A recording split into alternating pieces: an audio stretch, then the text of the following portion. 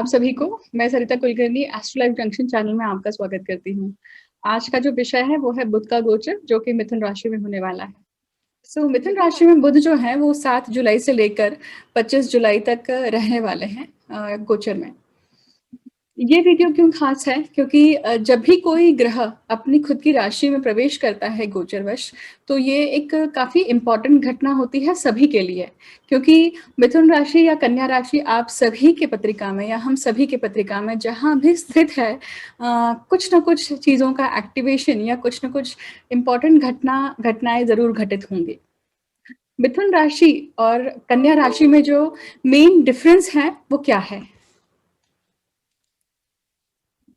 अगर आप जानने की कोशिश करेंगे कि मिथुन राशि और कन्या राशि जो है, हालांकि ये दोनों राशियां बुध की हैं, पर फिर मेन डिफरेंस क्या है? एक तीसरे भाव में पड़ती है काल पुरुष कुंडली में, और एक दूसरी जो है वो बुध की मूल त्रिकोण राशि है और छठवें भाव में पड़ती है।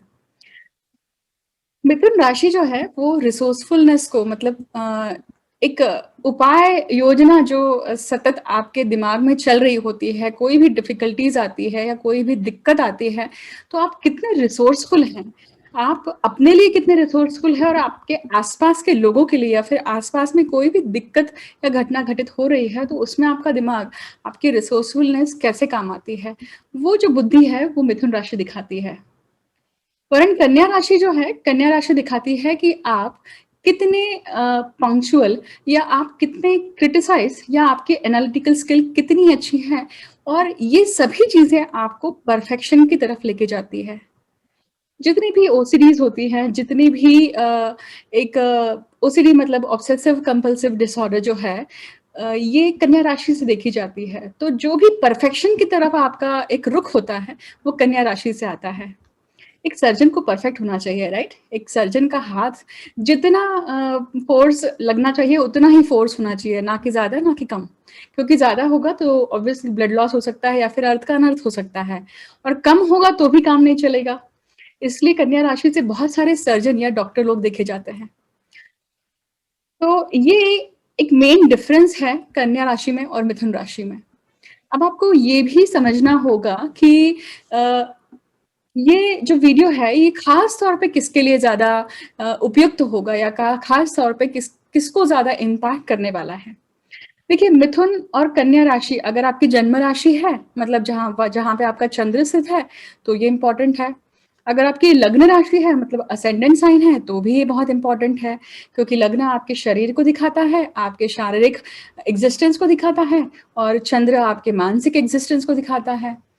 अगर ये बुध जो है आपका आत्मकारक ग्रह है, तो भी बहुत ज्यादा इंपॉर्टेंट है। आत्मकारक ग्रह से एक बहुत इंपॉर्टेंट बात मुझे याद आई कि सूर्य से सबसे ज्यादा नजदीक अगर कोई ग्रह होता है तो वो होता है बुध। और सूर्य आत्मा का द्योतक है, देखिए। और सूर्य से सबसे ज्यादा पास में बुध की ही स्थिति रहती है, इसलिए बुध बार बार कंबस्ट होते रहते हैं, क्योंकि आगे पीछे ही चलते हैं। और आप किसी की भी पत्रिका उठाकर देख लीजिए, हर बार आपको बुध और जो सूर्य है ये हमेशा निकट मिलेंगे आपको।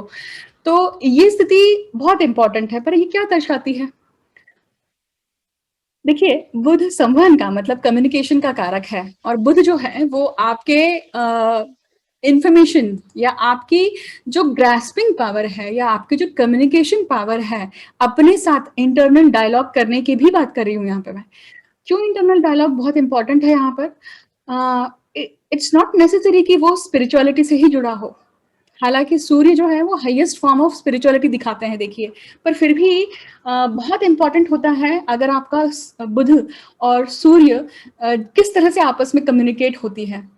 क्योंकि ये आत्मा के साथ इंटरनल डायलॉग है। तो हम बोलते हैं ना, विवेक बुद्धि, सतसत विवेक बुद्धि, या कोई भी स्थिति में आपकी, जैसे मैंने शुरुआत में रिसोर्सफुलनेस की बात करी, तो एक वो इंटरनल डायलॉग होता है, राइट? कुछ भी होता है, कुछ भी डिफिकल्टी आती है, तो अब मैं क्या करूं, कैसे हैंडल करूं। तो वो जो इंटरनल डायलॉग है वो सूर्य से या फिर आत्मा से भी होता है। इसलिए ये बहुत इंपॉर्टेंट कड़ी डेवलप करते हैं। अब वापस बात करते हैं कि किसके लिए इंपॉर्टेंट है। जैसे मैंने कहा कि अगर बुध आपका आत्मकारक है तो भी ये बहुत इंपॉर्टेंट होगा। बुध की अगर आपकी महादशा अंतरदशा चल रही है तो भी ये आपके लिए बहुत इंपॉर्टेंट होगा। क्यों? क्योंकि महादशा, अंतर्दशा, प्रत्यंतर दशा इसकी भुक्ति चल रही है, तो ये आपको डायरेक्ट फल देने के लिए उपयुक्त होगा। तो सभी लग्नों में मिथुन लग्न और कन्या लग्न के लिए ये जो स्थिति है अब बनने वाली है, या बुध जो अपने राशि में गोचर करने वाले हैं, काफ़ी इम्पोर्टेंट होने वाला है। उनकी लाइफ में काफ़ी इम्पोर्टेंट घटनाएँ घटित होने वाली है। काफ़ी डिसीज़न मेकिंग होगी, काफ़ी अपॉर्च्युनिटीज़ भी आएँगी। क्यों? क्योंकि इस बुध को गुरु भी देख रहे हैं। गुरु कहाँ है फिलहाल? गुरु जो हैं वो कुंभ राशि में है, और कुंभ राशि में गुरु जो हैं वो वहाँ से बैठकर अब बुध के ऊपर भी दृष्टि डालेंगे, या बुध के ऊपर भी दृष्टि आएगी। एक थोड़ी-सी स्थिति यहाँ पे गड़बड़ है, देखिए। गड़बड़ क्या है कि बुध जब मिथुन राशि में प्रवेश करेंगे, तो आप देखिए वो वृषभ राशि से निकल के आ रहे हैं। वृषभ राशि में ऑलरेडी राहु है, और आगे आप देखेंगे कि आगे आप देखेंगे तो नीच का मंगल है। तो नीच का मंगल है, मतलब थोड़ी-सी पाप कर्तरी निर्माण हो रही है। पाप कर्तरी जब निर्माण होती है, तब एम्बिग्विटी, कन्फ्यूजन, अ, गलत फैसले होना, इसके भी एक चांसेस बनते हैं।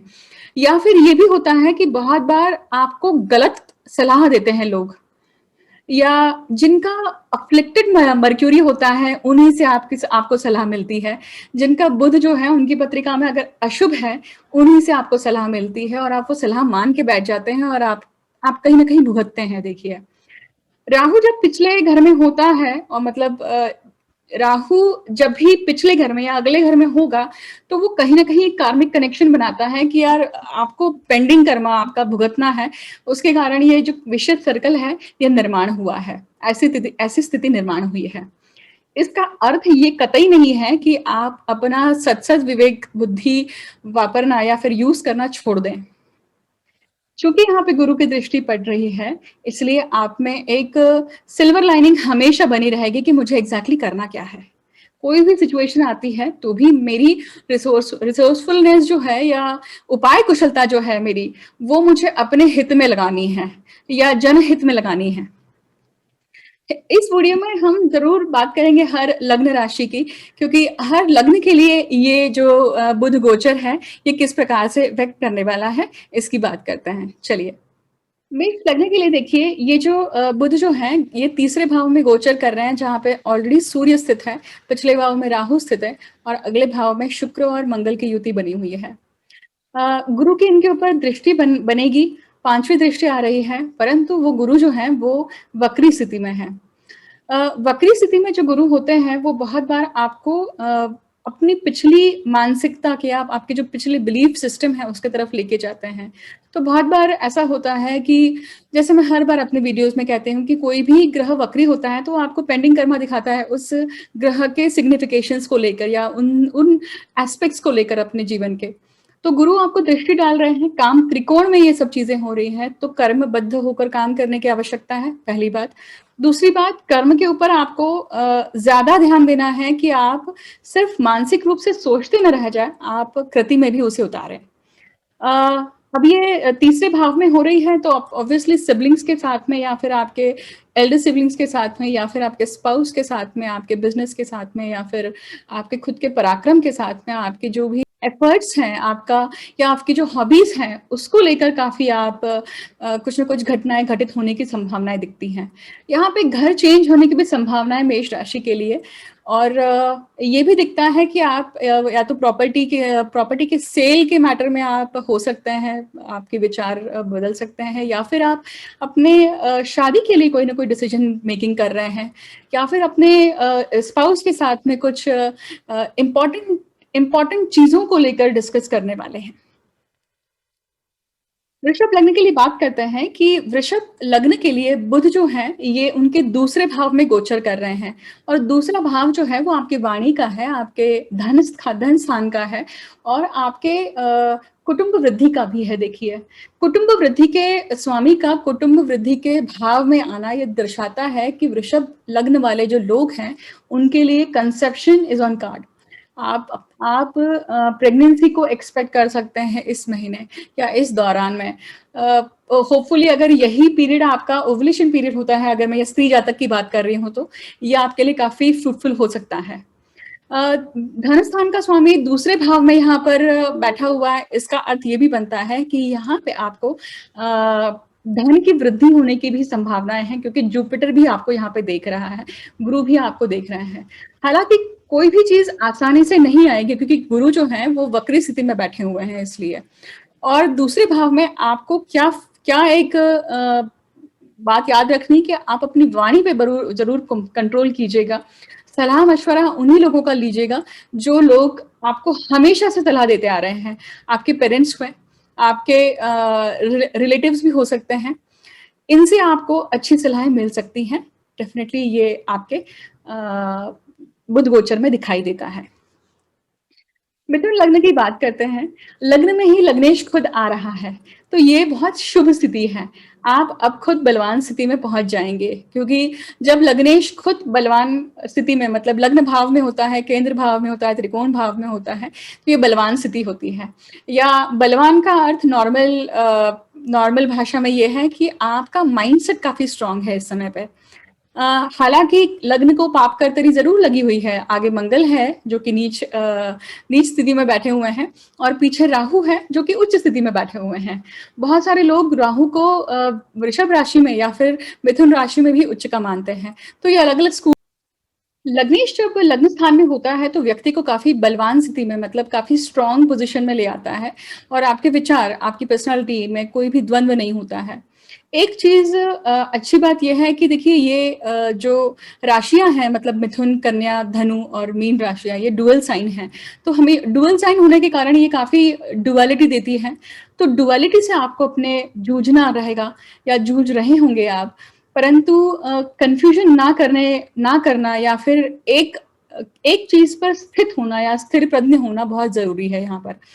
तो ये महीना आपको शायद इस बात पे अटल होने के लिए मदद करेगा, क्योंकि गुरु की भी दृष्टि बन रही है नवम भाव से, क्योंकि नवम भाव में दशमेश आकर बैठे हुए हैं, और ये जब आप कर लेते हैं तब आपका करियर जो है काफी अच्छे स्थिति में चला जाएगा। इसकी भी पॉसिबिलिटी दिखती है। देखिए, कन्या राशि का स्वामी बुध जो है, जो कि चौथे भाव में ये पड़ती है, प्रॉपर्टी से संबंधित कुछ न कुछ घटना घटित होने की संभावनाएं दिख सकती हैं। हालांकि मिथुन राशि के साथ में सूर्य यहाँ पे बैठे हुए हैं, और सूर्य जो है वो तीसरे भाव के स्वामी हैं। और तीसरा भाव जो है, अगर दशम स्थान पिता का स्थान माने, तो पिता की स्थिति या पिता की तबीयत कुछ न कुछ गड़बड़ है, उसकी वजह से आप चिंतित हैं, ये दिखाई देता है। देखिए, हालांकि गुरु खुद वहां पर बैठे हुए हैं नवम स्थान में, तो ये स्थिति को थोड़ा सुधार दिखाते हैं। आपके लिए काफी नई अपॉर्चुनिटीज आने की संभावना है करियर के पॉइंट ऑफ व्यू से। तो अगर आपके साथ ऐसा अनुभव होता है तो जरूर वीडियो के कमेंट सेक्शन में मेंशन कीजिएगा।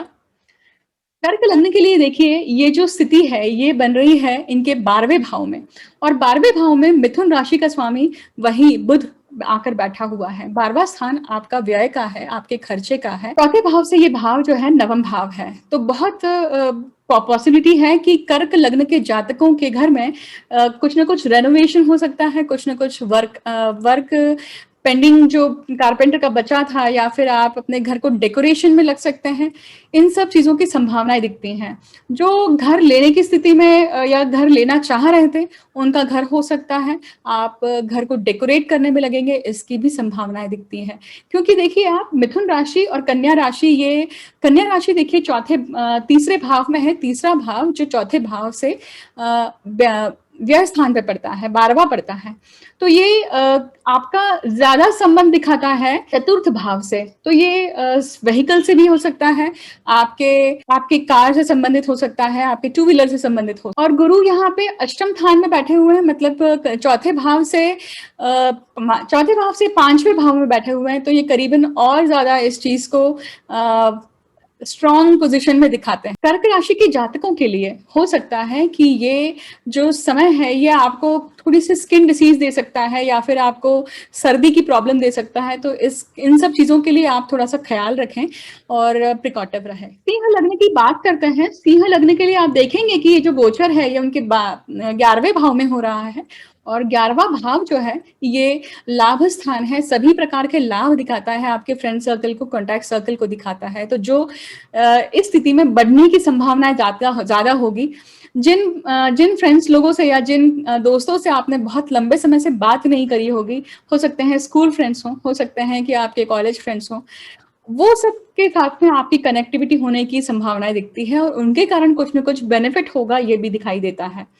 ये दशम स्थान से दूसरा भाव है, तो करियर में भी कुछ न कुछ उछाल आ सकता है, कश करियर में भी कुछ न कुछ नई अपॉर्च्युनिटीज़ आ सकती हैं, इसकी संभावनाएँ दिखती हैं।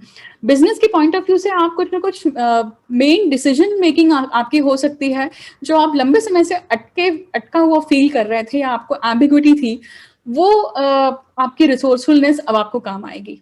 कन्या लग्न की बात करते हैं। कन्या लग्न का स्वामी खुद बुध जो है वो दशम स्थान में मिथुन राशि में यहाँ पे स्थित हो रहा है।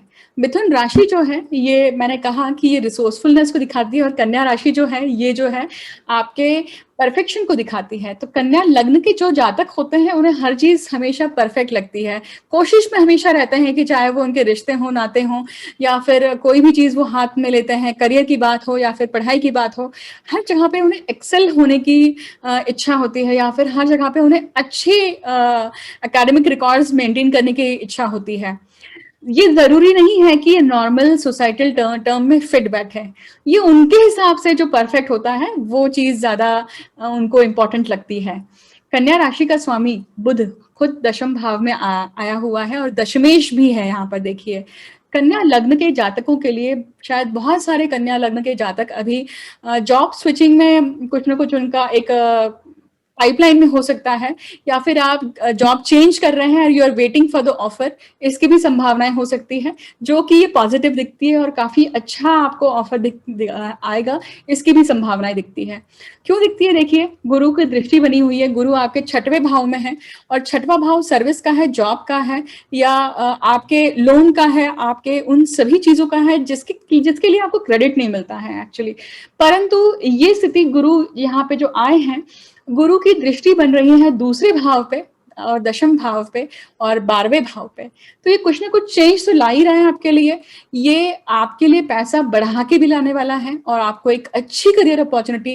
देखिए गुरु जो है वो बिग या वास्ट ऑर्गेनाइजेशन को भी दिखाता है, तो हो सकता है कि जिस ऑर्गेनाइजेशन में या जहां पे आप अभी काम कर रहे हैं उससे काफी बड़ी जगह पे आप काम। कन्या राशि के लिए एक और चीज मैं कहूंगी कि उनकी मेन राशि जो है ये सप्तम स्थान में पड़ती है और सप्तम स्थान में जाकर बुध जो है वो नीच के होते हैं।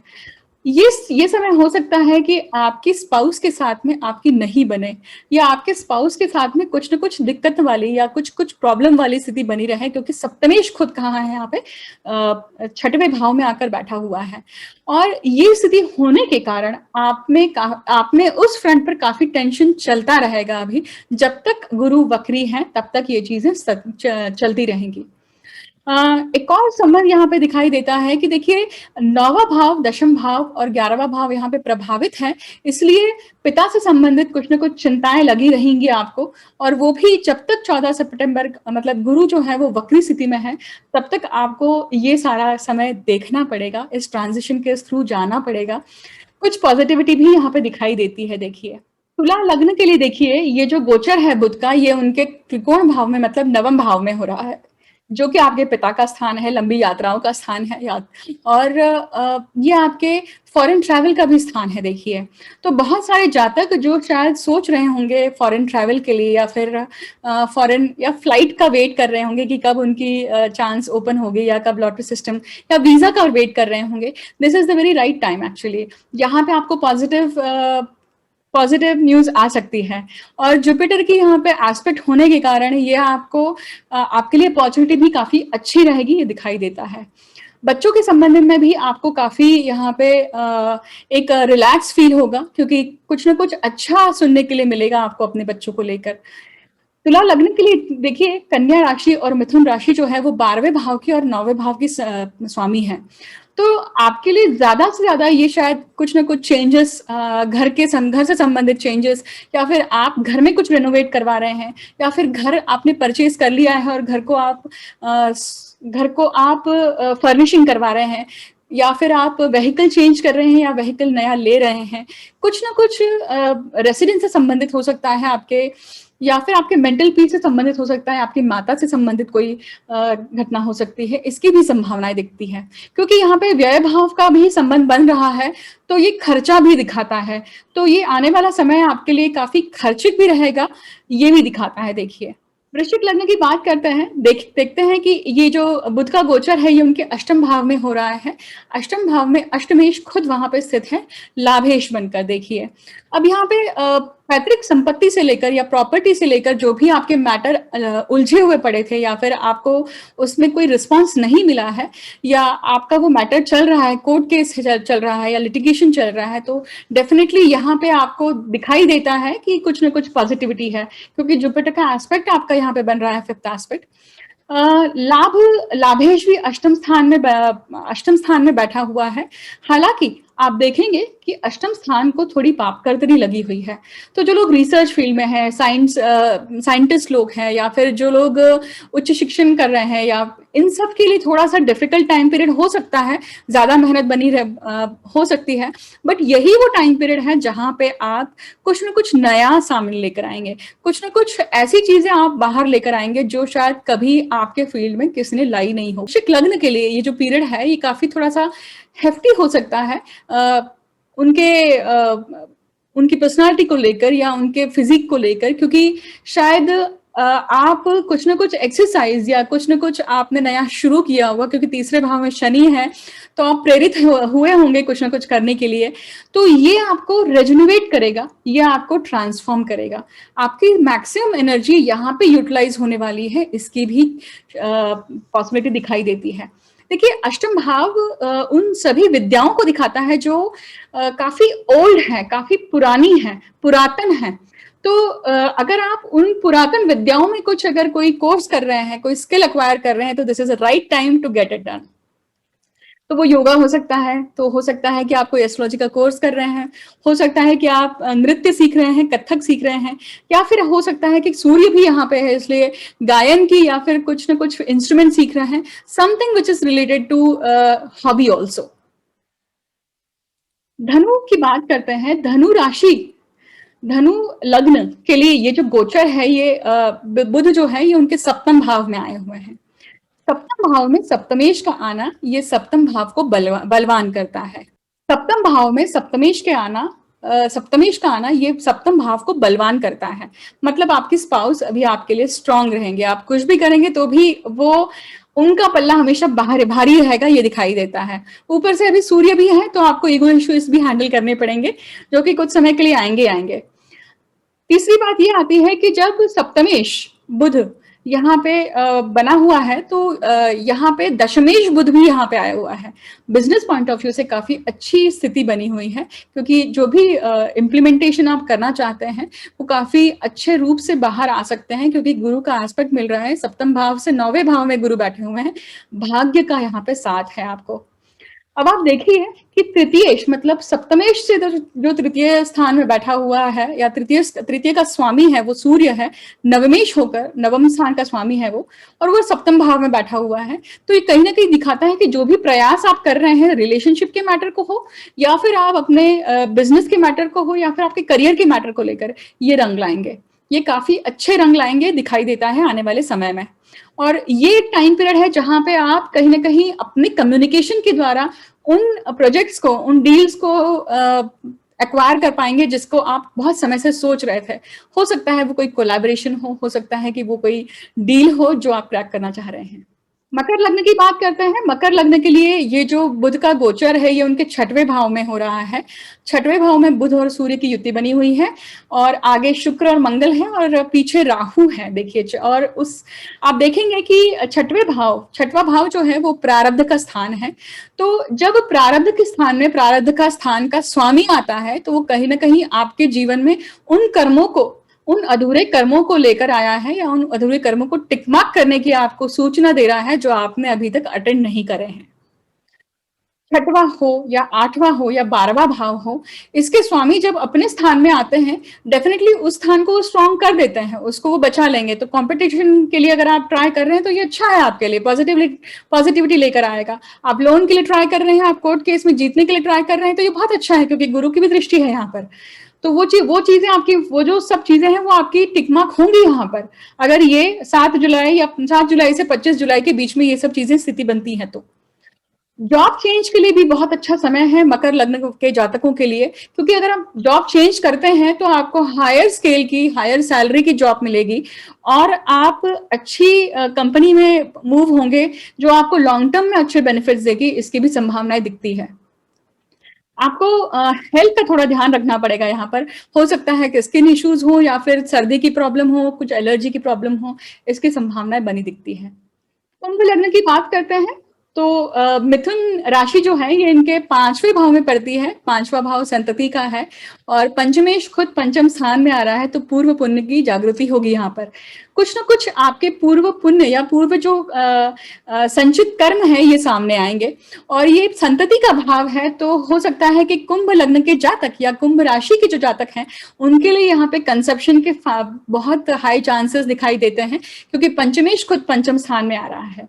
अगर आप यहाँ पे एक्सपेक्ट कर रहे हैं सेकेंड बेबी की या फिर सेकेंड इशू की, क्योंकि यहाँ पे सप्तमेश बैठा हुआ है बुध के साथ में और सप्तम स्थान से दूसरी संतति देखी जाती है, तो ये कुंभ राशि के लिए गोचर हो सकता है मेनली उनके कंसेप्शन या मेनली संतति को लेकर संबंधित हो। दूसरा एस्पेक्ट अगर आप देखेंगे तो ये 8वें भाव से भी संबंध दिखा रहा है, क्योंकि 8वां भाव में कन्या राशि है जो कि बुध की दूसरी राशि है, मूल त्रिकोण राशि है। तो हो सकता है कि आप कुछ ना कुछ स्किल एक्वायर कर रहे हैं, आप कुछ रिसर्च में लगे हुए हैं, वो रिसर्च आपकी बहुत रंग लाएगी। कुंभ लग्न के जातकों के लिए देखिए, मिथुन राशि का स्वामी मिथुन राशि में आना दशम भाव से अष्टम पड़ता है, तो हो सकता है कि आपकी जॉब आप एक पुरानी जॉब छोड़े और नई जॉब आप एक्वायर करें, इसके भी पूरी पूरी संभावनाएं दिखती हैं। मीन लग्न की बात करते हैं। मीन लग्न में, मीन राशि में बुध जो है वो नीच के होते हैं देखिए, परंतु अभी आपको चिंता करने की जरूरत नहीं है। क्यों? क्योंकि मीन राशि बुध जो है वो कन्या राशि के और मिथुन राशि के स्वामी है और ये जो गोचर है ये आपके चतुर्थ भाव में हो रहा है। चतुर्थ भाव का स्वामी चतुर्थ भाव में आया है, इसका अर्थ है कि आप अपनी कंट्री में लौटेंगे। हो सकता है कि मीन लग्न के जो जातक हैं वो अगर बाहर है, देश बाहर है, तो वो अपनी मातृभूमि में लौटने की उनकी यहाँ पे संभावनाएं बनती हैं। कुछ समय के लिए विजिट करके जाएंगे, इसकी संभावनाएं बनती है। देखिए, अगर आप प्रॉपर्टी परचेज करने की कोशिश कर रहे हैं तो ये आपके लिए अच्छा संकेत है, क्योंकि गुरु जो है वो आपके नवम स्थान में बैठे हैं चतुर्थ स्थान से, तो एक बड़ी प्रॉपर्टी होने की भी संभावनाएं दिखती है आपकी। आप हो सकता है कि बड़ा व्हीकल भी ले। अब देखिए, यहाँ पे सप्तम भाव से भी संबंध आ रहा है, तो मीन लग्न के जातक जो बहुत समय से विवाहित नहीं है, वो अविवाहित स्थिति में है, उनके लिए भी ये जो टाइम पीरियड है, जुलाई का टाइम पीरियड है, विवाह बंधन में बंधने का एक मौका दे रहा है। हो सकता है कि जो व्यक्ति है वो आपके जॉब एनवायरनमेंट से ही हो, आपकी कलीग हो या फिर आपके ही फील्ड के हो, ये ज्यादा संभावनाएं दिखती है। देखिए, मैं आप सभी को बुध के इस गोचर की शुभकामनाएं देती हूँ। आपके जो भी अनुभव होते हैं इस वीडियो के कमेंट सेक्शन में जरूर मेंशन कीजिए और मैं जल्द ही मिलती हूँ आपसे एक नया वीडियो लेकर, नए टॉपिक को लेकर।